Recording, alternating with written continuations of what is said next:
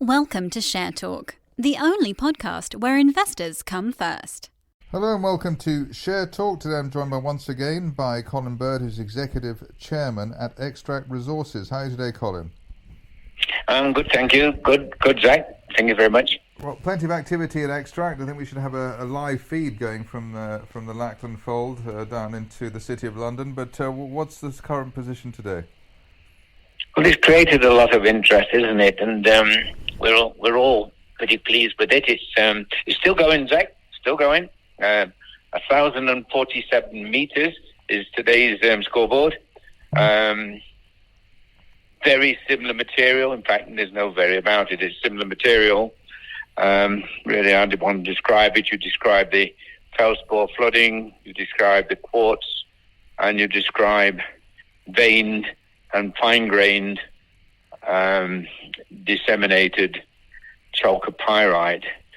You know, when you actually put the water on the course and polish it up as it comes down the hole, Zach, it's poor old geologist there. He's got a bit of a task on his hands to say, is it mineralised? And how nicely is it mineralised? And is it likely to be paid mineralised?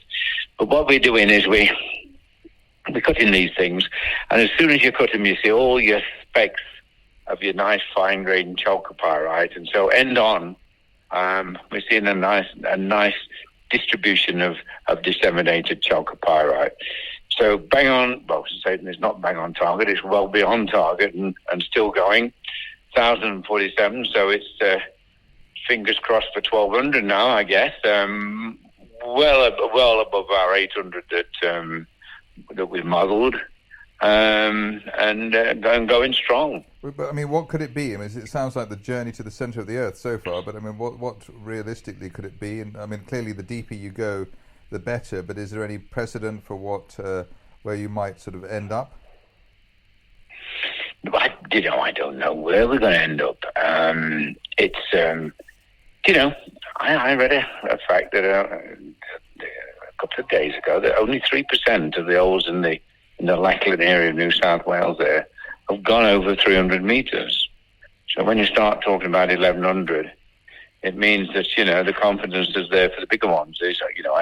I refer to that Caleb Ridgeway, that really big mine, which is producing gold at 106, 116, I forget what it is, and copper around about $165. And then North Parks, which is not very far away at all, that was sold to China molybdenum for $800 million. They're the ones where the big holes were drilled.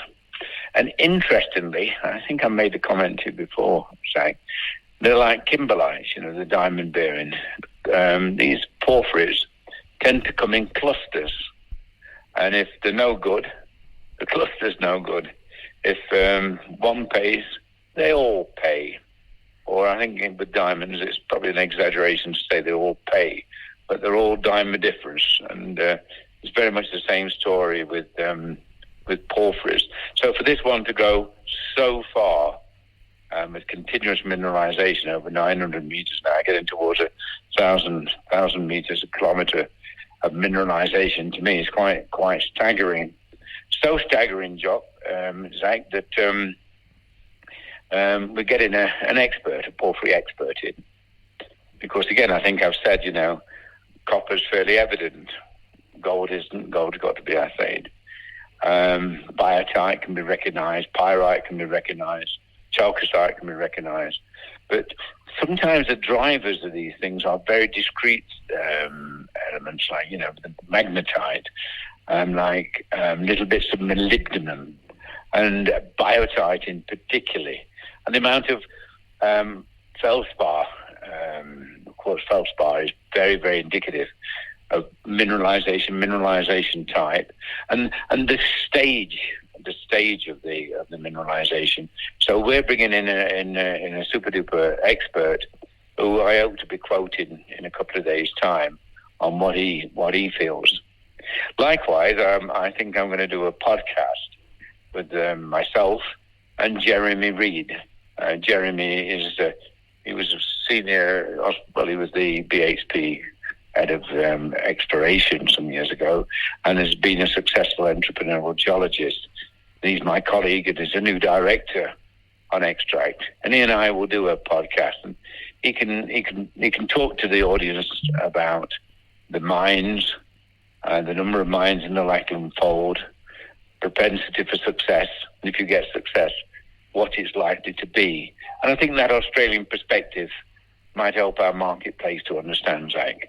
But, how can you not be pleased? How can you not be excited about a 1,047-metre deep hole still going, which started in mineralisation at 110 metres? Very, very pleased. And wake up in the morning now and that phone call gets jittery, I'm telling you. But it's the first call I've made. And upwards and onwards. Okay, well, on that note, Colin Burge, Executive Chairman at Xtract Resources, thank you very much indeed. Thank you, Zach. Thank you very much indeed. Thank you for listening. Remember to visit our website for more news and other podcasts at www.share-talk.com.